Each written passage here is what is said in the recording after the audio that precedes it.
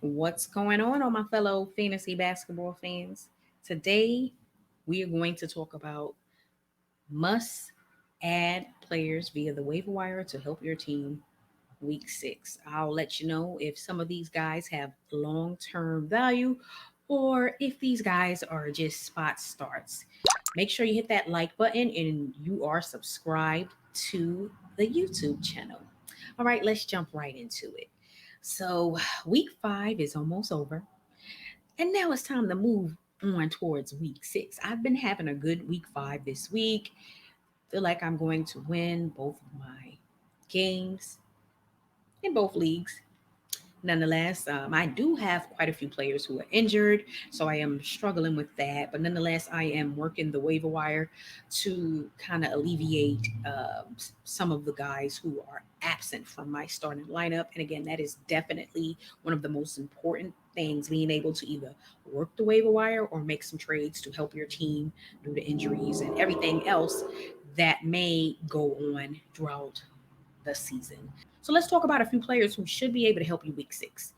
Darius Baisley, forward with OKC. So with Baisley, in the bubble, showed out, and everybody was like, oh, he's about to take the next step. He's just one of those guys. He's not a superstar, but he's definitely a solid piece. But he's not a player you rebuild around, but he is a solid player, especially for fantasy purposes.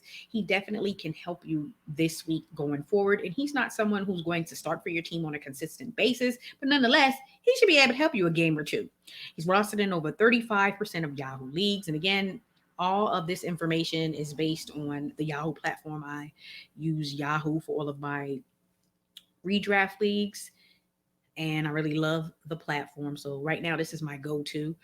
So with Baisley, he's averaging 10.1 points, 6.9 rebounds, and 1.2 assists, as well as 1.2 blocks per game. So essentially, he's going to give you about 10 points, 7 rebounds a game, and he's going to sprinkle in at least a block, which is good. He's not going to shoot a high percentage from the field, but nonetheless, he's definitely someone who can be a spot start and a really good role player off your bench, because you're going to look at it from a GM standpoint. You have your starters, and you definitely need role players to come in, spot start, or just be that 6 man off your bench. He's definitely a good role player to have on your bench. He should produce these same numbers for the remainder of the season. I don't see him going from 10 to say 15, 16 points per game. I do see him increasing those rebounds a bit. So the 10 points and say 7 rebounds is really good. And he's someone who should be able to help you this week. Let's talk about the center with Houston Rockets, Afrin Sengun. Hope I pronounced that right, y'all. Y'all know Waiver Wire Queen will hack up a name or two quickly, but I will redeem myself. But I think I got this one right. All right, so he's rostered in 40% of Yahoo leagues, which is good. It's showing that he is pretty much still less than 50% owned, but nonetheless, he's putting up some solid numbers this season. He's going to get you between 19 and 21 fantasy points on a nightly basis. So that is great value off your bench. Again, the center position is thin as hell, and you know what you got to do. You got to identify some good role players in free agency who will be able to help you. And he's definitely someone who can. He's averaging 8.7 points and 4.6 rebounds per game. He's going to shoot a good percentage from the field. So that is also a plus for your team. And he's nothing more than a guy who's going to come in there and get you a max of 21, 22 fantasy points on a nightly basis. His low will be about 18, 19. So that's good help, again, with players out due to injuries. You just have to ensure that you have someone who is ready to get in there and play and help your team any night, because you just never know what's going to happen. And a player like Sengun is going to be able to help your team going forward. Precious Achua. That's right. He's doing really good this season, much better than expected. He's almost averaging a double-double, but, some nights he may get the double-double, but he's definitely giving you great value, and he should be owned. He's only rostered in 80% of leagues, which is ridiculously low. It should be higher, especially when he's getting you about 8 points, 8 rebounds. He's going to shoot a good percentage from the field. Someone you should own. He's going to get you between 20 and 24 fantasy points on a nightly basis. His low is going to be to 20, and then his high should be 24.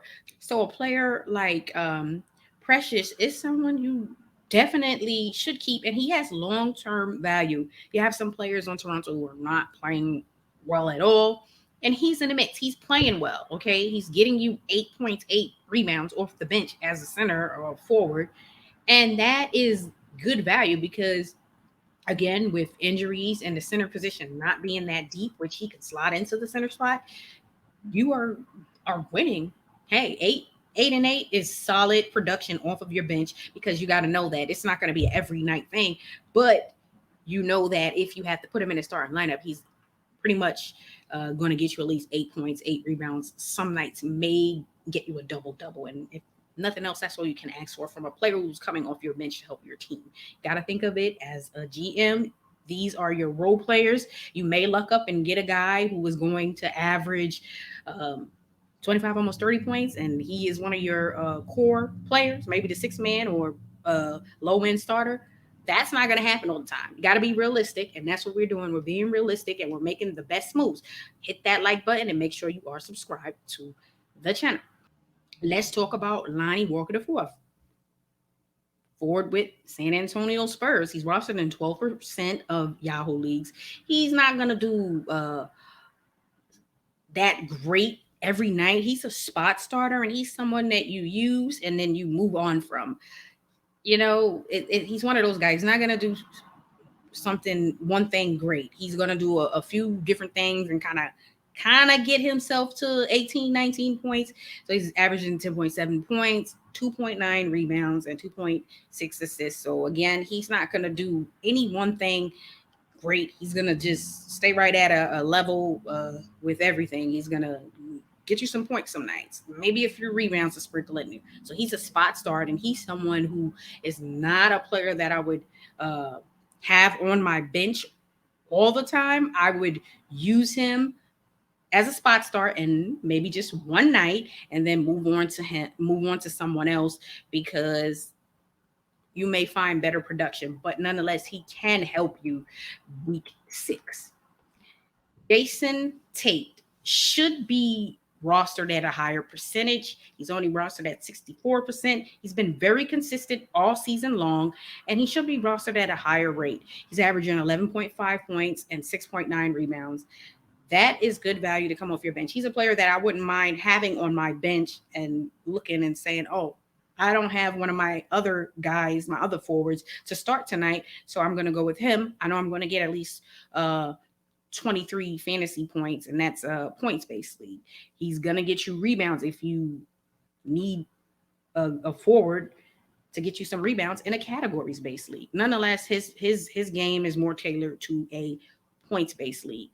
So pick him up. He's a player that is consistent. He's been one of the most consistent players on waivers so far this season. And all we ask for is consistency. And when I have to start you, you do what I want you to do. And that is play well and help me win. And that's what we're trying to do week 6. Kim Birch, he has returned from injury. He's a forward slasher with the Toronto Raptors. He's playing well. Kind of came back from that injury. Didn't have that much effect on the game. But now he is starting to play much better again. He's solid. He's going to get you 6.9 points, 6.7 rebounds. So some nights he may get you that double-double, but at least you know you're going to get about 7 points, 6-7 rebounds for him, and he's going to get 1.4 assists.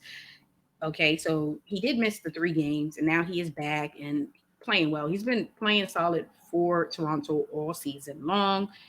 So he has some really good value. I actually was able to pick him up, and he's on my bench. I thought about dropping him when he got hurt because I didn't have any IL slots available. I mean, I have quite a few injuries. All my IL slots are taken up by players who are out. So I considered dropping him. But then I looked on the waiver wire, and it just wasn't anyone who I felt would have the long-term value at that point in time, or would have had pretty much better value. So that's another thing you have to look at when you are considering dropping players and adding players. Now, a player may be out for 2 games, or whatever it may be, but you got to also look and see, like, the player you want to pick up and drop this individual for, what is their value? Is that value just 1 game and the player you're dropping has long-term value and they're going to return? Then you may want to just bite the bullet and hold on to that player who has the better value long term, opposed to dropping someone for one night and there's no guarantee that that player that you are picking up is going to perform well. If you got a guy who's performing consistently and they miss a few games, it is what it is, because I'd rather have that guy who's going to miss those 2 games and return and give me the production they were giving me pre-injury, instead of picking someone up for one night and it doesn't work, and then I'm dropping this guy and I can't get the guy that I ended up dropping in the first place. So you got to really be careful with that. And then Royce O'Neal, that's right. He's been a consistent guy coming off the bench. He is rostered in 42% of Yahoo leagues. He's not going to do one thing great. He's going to do a bit of different things. He's going to get you some points, not a lot of points. He's going to get you some rebounds, but not a lot of rebounds. But he is one of those guys who should be able to help you week 6. And I don't recommend you keeping him long-term, because there are guys who may have better long-term value. But if you need someone week 6, spot start, the guard spot or the forward spot, Royce O'Neal should be able to help you. He's averaging 7.7 points, 4.6 rebounds, and 2.3 assists, which isn't bad, okay? Again, you should not be expecting the guys you pick off of waivers to be superstars, unless somebody just drops LeBron James, which shouldn't happen, because you got to question the type of league you in if LeBron James is available in free agency. But nonetheless, again, you have to have different type of expectations for different players. Okay, you may pick up a player off of waivers and you know that, hey, this player's best game is only going to produce about 15 fantasy points, but you have someone else whose ceiling is much higher. You better go with the guy with the higher ceiling and just do the right things, because you may make a move that will ruin your season. But again, we don't do that. We are making the best moves to secure our playoff slots so we can win our leagues, because that is the ultimate goal. All right, y'all, make sure you hit that like button and subscribe to the channel. Y'all have a great evening. Peace.